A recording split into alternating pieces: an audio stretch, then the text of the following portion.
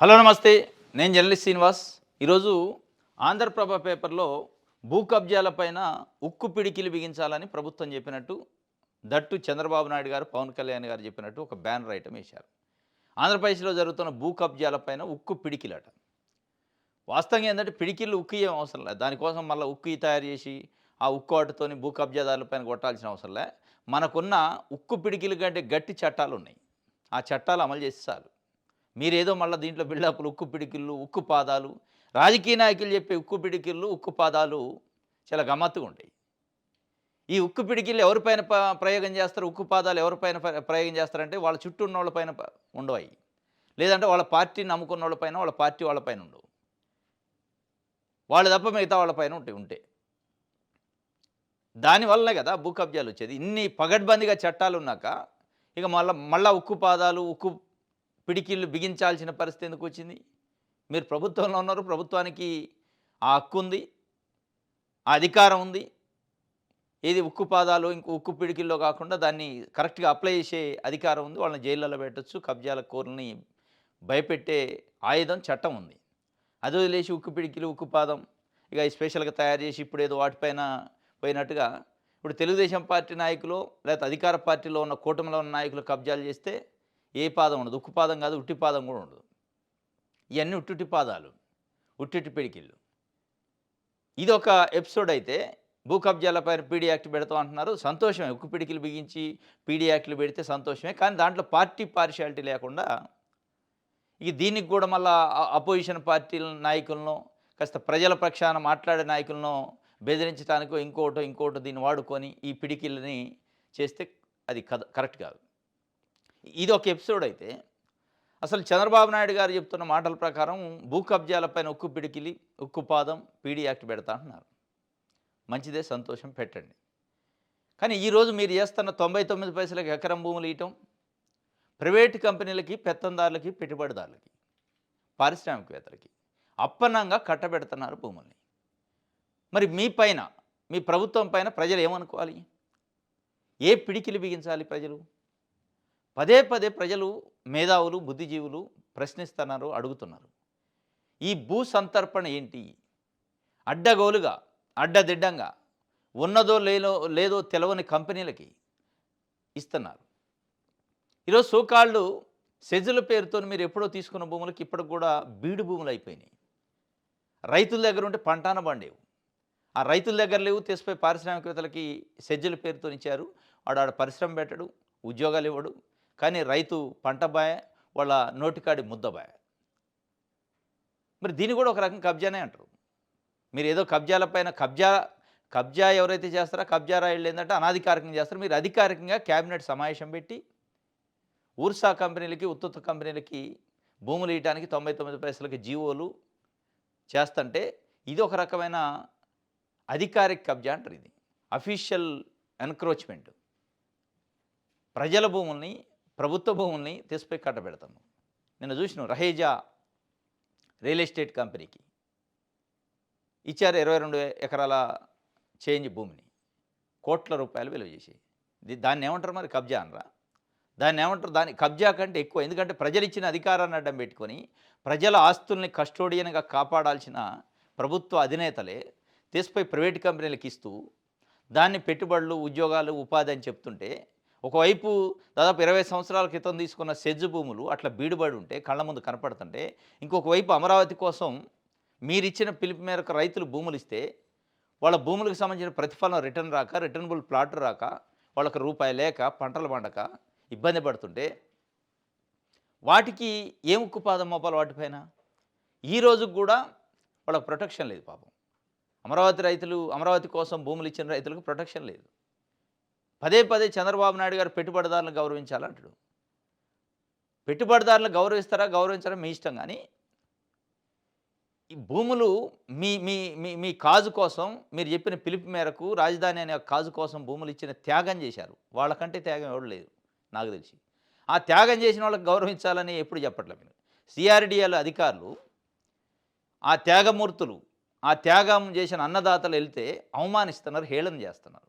నువ్వు భూమి ఎవరికి ఇచ్చినావు వాడిని అడుగుపో, మాకిచ్చినావు భూమి అని చెప్పి వీళ్ళు ఇచ్చిన అప్లికేషన్ కూడా చెత్త బుట్టలో ఇళ్ళ కళ్ళ ముందే పడేస్తున్నారు. లంచాలు తీసుకుంటున్నారు. వాళ్ళపైన లేదు ఉక్కుపాదం. ఇది మొత్తానికైతే ఉక్కుపాదం మోపాలి అని చెప్తున్నా. ఇంకొక వైపు బిజినెస్ రిఫార్మర్ అవార్డు వచ్చింది చంద్రబాబు నాయుడు గారికి నిన్న. అది తొందరలోనే బహుమతి ప్రకటిస్తారట. ఎకనామిక్ టైమ్స్ అనే ఒక పత్రిక ఇచ్చింది. బిజినెస్ రిఫార్మ్స్ బిజినెస్ రిఫార్మర్ అది వచ్చినందుకు పవన్ కళ్యాణ్ గారు కంగ్రాట్ చెప్తుండు. ఇది సరే వస్తే సంతోషం మంచిదేలే, కానీ బిజినెస్ బిజినెస్ రిఫార్మరు అవార్డు వస్తే దానికి కంగ్రాట్ చెప్పుకోండి మీరు, మార్పు కోసం రాజకీయాలకు వచ్చినారు. అసలు మనమేంటి, మనం పెట్టిన పార్టీ ఏంది, మనం చేసేది ఏంటి, మనం ప్రజల కోసం పరిపాలన చేస్తున్నాం బిజినెస్ మెన్ల కోసమా అనేది కూడా ఆత్మపరిశీలన చేసుకోవాలి. నాయకులుగా ఏదో ఇది అవార్డు వచ్చిందని అవార్డు కోసం పేపర్లో రాపించి హైప్ చేసి అవార్డులు ఫెలిసిటేషను ఈ కార్యక్రమం చేస్తే అదొక ఎపిసోడ్. కానీ మనం ప్రజల కోసం ప్రజలకి సేవ చేస్తానని ఓట్లు వేయించుకున్నాం, ఒక మార్పు తీసుకొస్తానని ఓట్లు వేయించుకున్నాం. బిజినెస్ మెన్ల కోసం మీరు పని చేస్తుంటే బిజినెస్ రిఫార్మర్ అని అవార్డు వచ్చింది. ఇక దానికి లేదు పెట్టుబడులు దేవద్దా అంటారు. తేండి, మీరు బిజినెస్ వాళ్ళ కోసం కాదు కదా ముఖ్యమంత్రి అయింది, వాళ్ళు ఒక్కళ్ళ కోసమే కాదు కదా, వాళ్ళతో పాటు రైతులు, మహిళలు, కూలీలు, విద్యార్థులు, నిరుద్యోగులు, కార్మికులు, ఈ రాష్ట్రంలో ఉన్న రైతాంగం కోసం ఆ రిఫార్మ్స్ ఏమైనాయి మరి? అడ్మినిస్ట్రేటివ్ రిఫార్మ్సో, అగ్రికల్చర్ రిఫార్మ్సో, కార్మిక రిఫార్మ్సో, నిరుద్యోగులకు సంబంధించిన రిఫార్మ్సో అవార్డు వస్తే ఈ రాష్ట్రంలో ఉన్న ప్రజలు సంతోషించేవాళ్ళు. బిజినెస్ మ్యాన్ రిఫార్మ్స్ వస్తే, బిజినెస్ రిఫార్మ్స్ అవార్డు వస్తే ఎవరు సంతోషించాలి? ఈరోజు బిజినెస్ మ్యాన్లు సంతోషించాలి. దీనికోసం మళ్ళీ కంగ్రాట్స్లు, విషెస్ చెప్పటాలు ఇది ఒక బిజినెస్ రిఫార్మ్ అవార్డు వచ్చిందట, రిఫార్మర్ అవార్డు. రైట్, సాక్షి పేపర్ చూద్దాం. మెడికల్ కాలేజీల ప్రైవేటీకరణ ఆగే వరకు పోరాటమే, ప్రభుత్వ మెడికల్ కాలేజీలను మేము రాగానే పూర్తి చేస్తాం, కోటి సంతకాల ప్రతులను గవర్నర్కి అందజేసిన అనంతరం మీడియాతో వైఎస్ఆర్సీపీ అధ్యక్షుడు వైఎస్ జగన్. భూమి, మెడికల్ కాలేజీ, ఆసుపత్రి అన్ని ప్రభుత్వానివే, ఉద్యోగాలు గవర్నమెంట్ వారి, జీతాలు ఇచ్చేది కూడా ప్రభుత్వమే, ప్రయోజనం పొందేది మాత్రం ప్రైవేటు వ్యక్తులు. ఇది స్కామ్ కాకపోతే మరేంటి, ప్రపంచంలో ఎక్కడైనా ఉందా? ఇది మదర్ ఆఫ్ ఆల్ స్కామ్స్. కొత్త వైద్య కాలేజీలు, ఆసుపత్రులను కట్టబెట్టడమే కాకుండా ఒక జీతాల రూపంలో 1200 కోట్లు ప్రజాదానాన్ని ప్రైవేటు వ్యక్తులకు దోచిపెడుతున్నారు. ఆ మెడికల్ కాలేజీలను 5000 కోట్లతో పూర్తి చేయవచ్చు. రాష్ట్ర ప్రజల ఆకాంక్షను గవర్నర్కి వివరించాం, మా పోరాటం ఇంతటితో ఆగదు, న్యాయ పోరాటంతో పాటు ప్రజల్లోకి వెళ్ళి పోరాటం కూడా చేస్తాం. పార్టీ ఎంపీలు, ఎమ్మెల్యేలు, నేతలతో కలిసి గవర్నర్తో వైఎస్ జగన్మోహన్ రెడ్డి భేటీ, ఈ ప్రభుత్వం నిర్ణయాన్ని మార్చుకునేలా చూడాలని కోరుతూ ప్రజా ఆకాంక్ష గవర్నర్కు నివేదన. చంద్రబాబు మీకు చేత కాకపోతే అలా వదిలేయండి, మెడికల్ కాలేజీలను పూర్తి చేస్తే మాకు మంచి పేరు వస్తుందని అక్కస్తో ప్రైవేటీకరణ చేయడం మంచిది కాదు. బాబు అసంబద్ధ నిర్ణయాలు భవిష్యత్ తరాలకు శాపం అని చెప్పి వైఎస్ఆర్సీపీ అధ్యక్షుడు మాజీ ముఖ్యమంత్రి వైఎస్ జగన్మోహన్ రెడ్డి మెడికల్ కాలేజీల ప్రైవేటీకరణను వ్యతిరేకిస్తూ ప్రజా ఉద్యమం, కోటి సంతకాలు, వినతి పత్రాలు నిన్న రాష్ట్ర గవర్నర్ గారికి ఇచ్చారు. అంటే ప్రజల తాలూకా నిరసన, ప్రజల తాలూకా అసంతృప్తి మెడికల్ కాలేజీల ప్రైవేటీకరణ పైన ఎట్లా ఉంది అనేది ఒక ప్రతిపక్ష పార్టీగా తీసుకెళ్ళి ఇచ్చారు. ఇప్పటికైనా చంద్రబాబు నాయుడు గారు ఆలోచించాలి. ఎందుకంటే సరే మీకు 164 సీట్లతోని గవర్నమెంటు ఫామ్ చేశారు, గవర్నమెంట్ డెసిషను క్యాబినెట్ ఏది తీసుకుంటే అది పాస్ అయ్యింది, అది వేరే విషయం. కానీ ప్రజా తీర్పు చూడాలి, ప్రజల అభిష్టాన్ని గౌరవించాలి. మనకు ఓట్లు వేశారు కాబట్టి 5 సంవత్సరాలు వాళ్ళు ఏం చేయలేదు, వాళ్ళు ఏది మొత్తుకున్నా యాగి పెట్టినా మనం ఏం చేయొచ్చు, ఏదంటే అది చేయొచ్చు, అమ్ముకుంటాం అంటే కుదరదు. లిటరల్గా ఈ అమ్మేస్తున్నారు మెడికల్ కాలేజీని. పదే చంద్రబాబు నాయుడు గారు ఏం చెప్తారంటే, ఇవి పీపీపీ అంటే ప్రైవేటీకరణ కాదు, గవర్నమెంటే మేనేజ్ చేస్తుంది, గవర్నమెంట్ చేతిలోనే ఉంటాయి, కొన్నేళ్ల తర్వాత గవర్నమెంట్ పూర్తిగా తీసుకుంటుంది. కొన్నేళ్ళు అంటే ఎన్నేళ్ళు? ఆ కొన్నేళ్ళు అంటే ఏంటి, దాని అర్థం ఏంటి? 50 సంవత్సరాల, 30 సంవత్సరాల, 20 సంవత్సరాల, 10 సంవత్సరాల? మరి ఆ కొన్నేళ్ళు ప్రైవేట్ వాళ్ళు వచ్చి ఇక్కడ ఏం చేస్తారు? వాళ్ళ పైసలు ఏమైనా పెట్టుబడి పెడతారా, లేదా పెత్తనం చేస్తారా? లేదు పెత్తనమే చేస్తాడు అంటే ఎందుకు ఇవ్వాలి? లేదు వాళ్ళు పైసలు పెట్టుబడి పెడతారంటే వాళ్ళు డబ్బు పెట్టుబడి పెట్టినోడు లాభం లేకుండా వదిలేస్తాడా? డబ్బు పెట్టుబడి పెట్టిండు పెట్టుబడిదారు అంటే లాభం కోసం పెడతాడు. మరి ఆ లాభం ఎవరిపైన? ప్రజలపైన. మళ్ళీ టోల్ గేట్లు పోల్చుతున్నారు. నేషనల్ హైవేస్ చేస్తున్న పీపీ పద్ధతులు అవి గవర్నమెంట్ కాదు ప్రైవేట్ అయితే అంటే కావు. ప్రైవేటు పెత్తనం చేస్తుంది దానిపైన. ప్రైవేట్ వాళ్ళు ముక్కుబిండి టోల్ గేట్లని టోల్ గేట్లు పెట్టి టోల్ వసూలు చేస్తారు ప్రజల దగ్గర. సేమ్ ఇక్కడ కూడా అదే కదా. ఇక దాన్ని ప్రైవేట్ అనకపోతే పబ్లిక్ ఎట్ అంటారు. పబ్లిక్ అంటే ప్రభుత్వానికి సంబంధించి పూర్తిగా ఉండి ప్రభుత్వం ఉచితంగా ఇస్తే మందులతో సహా, ట్రీట్మెంట్‌తో సహా, బెడ్‌లతో సహా దాన్ని ప్రభుత్వ వైద్యశాలలు అంటారు. మీరు తీసుకుపోయి ప్రైవేట్ వాళ్ళ చేతిలో పెట్టి, ఒకవైపేమో 17 ప్రభుత్వ మెడికల్ కాలేజీల్లో 10 మనం దాన్ని నిర్వహించలేము ప్రైవేట్ వాళ్ళకి ఇద్దామంటాడు. లేదు లేదు అది ప్రైవేట్ కాదు మళ్ళా అంటారు. మనం నిర్వహించలేక నిర్మించలేని ఒక ప్రభుత్వ మెడికల్ కాలేజీని ప్రైవేటోడొచ్చి వాళ్ళు డబ్బులు పెట్టి నిర్మిస్తానంటే ఉత్తనే నిర్మిస్తారా?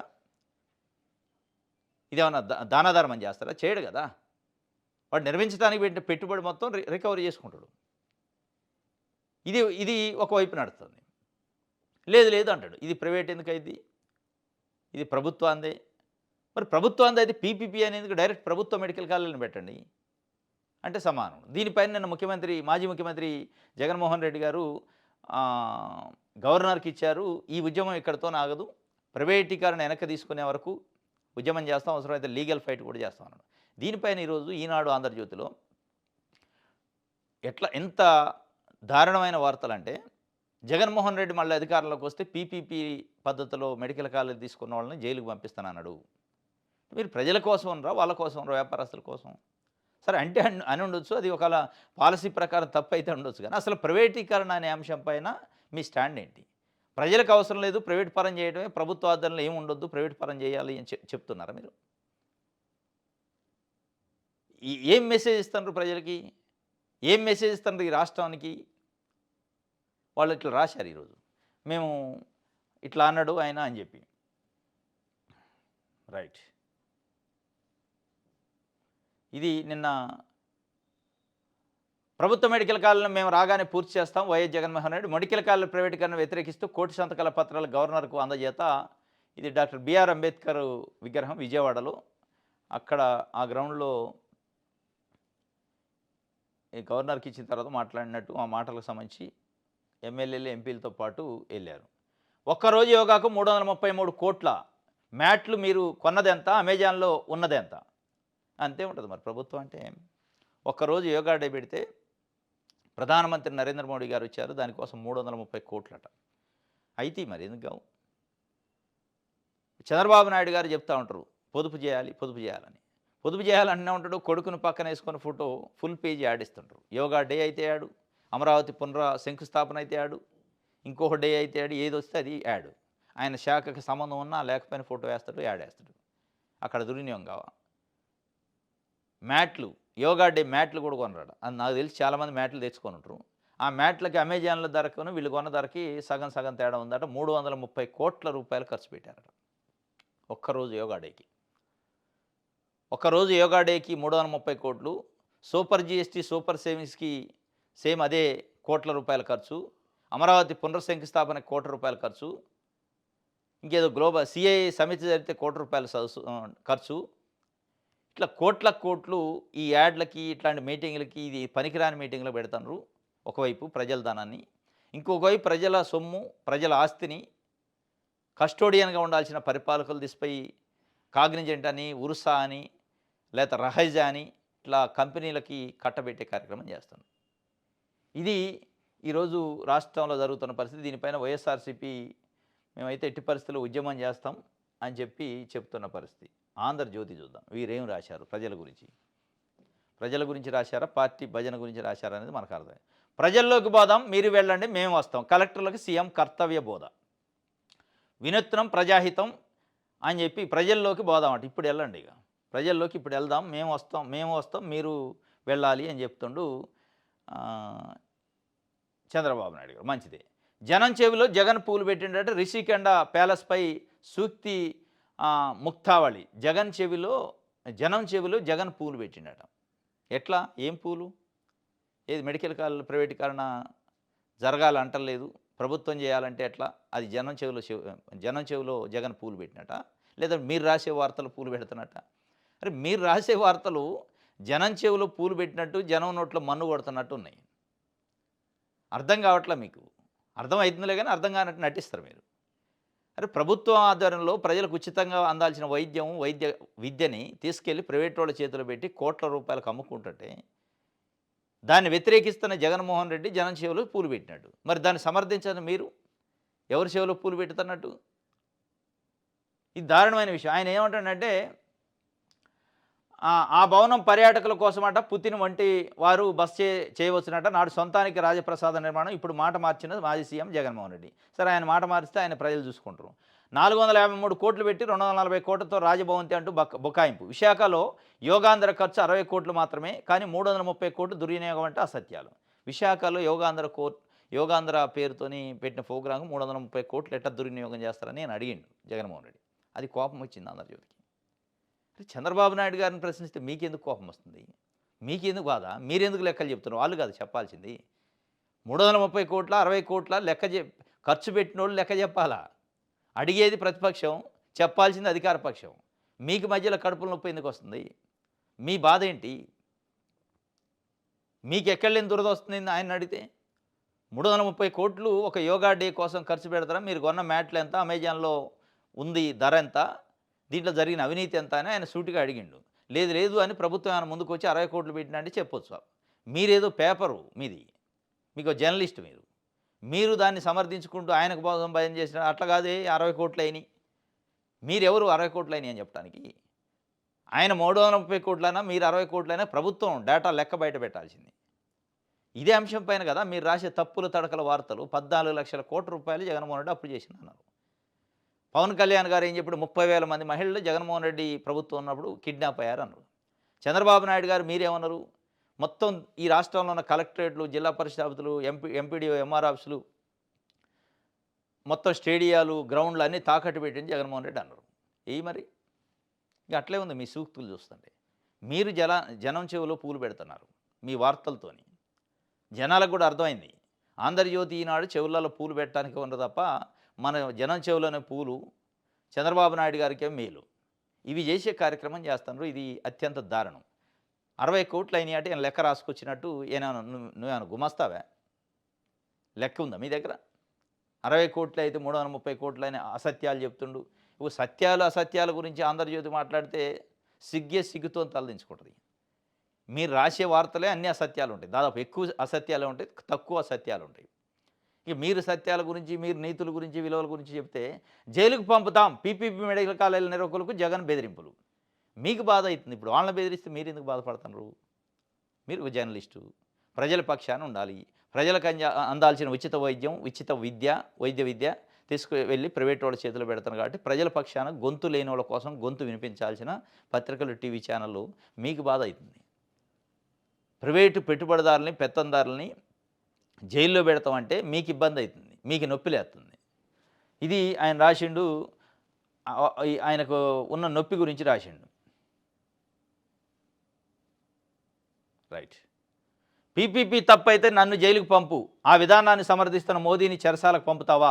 జగన్కు మంత్రి సత్యకుమార్ సవాల్. మోదీ ఎక్కడ సమర్థించిండు?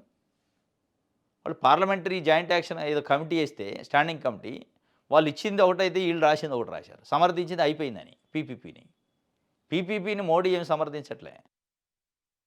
పీపీపీ అనేది ఒక మోడల్ తప్ప ఇక అదే శరణ్యం అని ఆయన ఏం చెప్పట్లే. చంద్రబాబు నాయుడు గారు చెప్తుండ్రు అది తప్ప ఇక మనకు వేరే మార్గం లేదు. రోడ్లు వేసిన పీపీఏ, బస్టాండ్లు కట్టిన పీపీఏ, మెడికల్ కాలేజీలు పెట్టిన పీపీపీఏ ఉండాలి. కానీ ముఖ్యమంత్రి సీటు ఒకటి ప్రభుత్వం ఉండాలి. ముఖ్యమంత్రి మంత్రుల మటుకి ప్రభుత్వం ఉండాలి. ప్రభుత్వంతో ఎంజాయ్ చేయాలి. స్పెషల్ ఫ్లైట్లు పెట్టుకోవాలి. పీపీపీ తప్పైతే నన్ను జైలుకు పంపండి అంటున్నాను.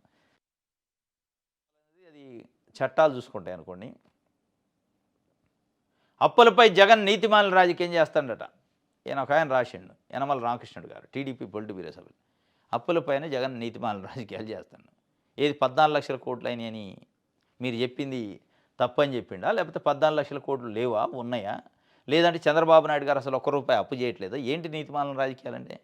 2,66,000 కోట్ల పైచిలుకు 18 నెలల్లో అప్పులు చేసిండు చంద్రబాబు నాయుడు గారు. సరే జగన్మోహన్ రెడ్డి చేసిండు.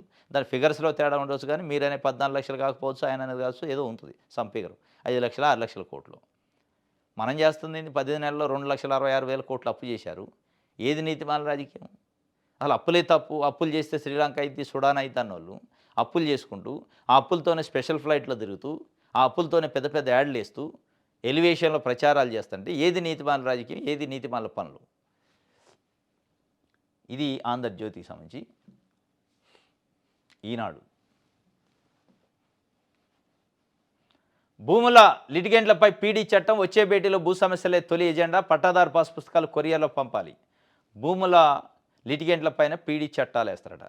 ఈ భూముల లిటిగెంట్లు భూముల కబ్జాదారులపైన కాదు, ఇట్లా భూములను అడ్డగోలుగా ఇచ్చే ప్రభుత్వాలు, ప్రభుత్వ అధికారులు, ప్రభుత్వ యంత్రాంగం పైన కూడా కేసులు పెట్టాలి. వాస్తవంగా పీడీ యాక్ట్లు అడ్డగోలుగా ఎవడికంటే వాడికి దారాదత్తం చేస్తారు కదా, అది రావాలి. అసలు భూములు ఎట్లా పడితే అట్లా ప్రతి క్యాబినెట్ సమావేశంలో ఏదో ఒక కంపెనీకి భూమి ఇవ్వడానికి ఒక ఎజెండా ఉంటుంది, వాటిపైన రావాలి పీడీ యాక్ట్లు. దాంట్లో తప్పులు జరిగితే అడ్డగోలుగా క్విడ్ ప్రోకోతోని భూములు కేటాయిస్తే ఊర్సా కంపెనీలు లాంటి వాటికి 99 పైసలకి ఉత్తొత్త కంపెనీలకు ఇస్తే దాని తర్వాత వాళ్ళపైన సిబిఐ ఎంక్వైరీ పీడీ యాక్ట్లో పెట్టేటట్టు ఉండాలా, కేటాయింపులు చేసిన వాళ్ళపైన.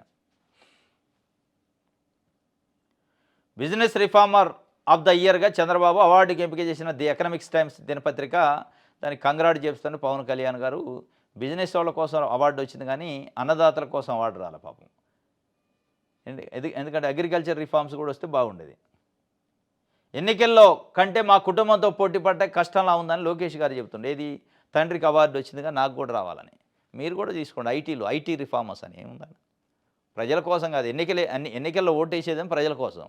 మీరు పనిచేసేది, మీకు అవార్డులు వచ్చేది ప్రజల గురించి రావట్లే. ఎన్నికల్లో కంటే మా కుటుంబంతో పోటీ పడటమే కష్టంగా ఉందట. దేంట్లో 2-3 అర్థాలు ఉన్నాయి అందులో. ఈ రిఫార్మ్స్ అవార్డు లేదా సంపన్నమైన ముఖ్యమంత్రుల జాబితాలో చంద్రబాబు నాయుడు గారు ఉన్నారు, దాంట్లో పోటీ పడవచ్చు. రకరకాల పోటీలు ఉన్నాయి. మరి ఏ పోటీయో మీరు అనేది. దేశంలో అత్యంత సంపన్నమైన ముఖ్యమంత్రుల జాబితాలో చంద్రబాబు నాయుడు గారు ఉన్నారు. దేశంలో అత్యంత సంపన్న ఎమ్మెల్యేల జాబితాలో మీరున్నారు, మీ మామగారు ఉన్నారు, మీ ఎమ్మెల్యే ప్రశాంత్ రెడ్డి గారు ఉన్నారు, ఈ మాజీ ముఖ్యమంత్రి జగన్మోహన్ రెడ్డి గారు ఉన్నారు. దేంట్లో పోటీ పడటానికి మీరు అడిగేది? లేదంటే బిజినెస్ రిఫార్మర్ అవార్డు వచ్చింది మీ నాయనకి, దాంట్లో పోటీయా? సంపన్నమైన దాంట్లో పోటీయా? లేదంటే సేవ చేయటంలో పోటీయా? అది ఏందో అర్థం కాదు. మరి ఇది ఒక వార్త ఈనాడుకు సంబంధించి. ఇది ఈరోజు న్యూస్ అనాలిసిస్. రేపు తాజా వార్తలతో తిరిగి కలుసుకుందాం. Thank you.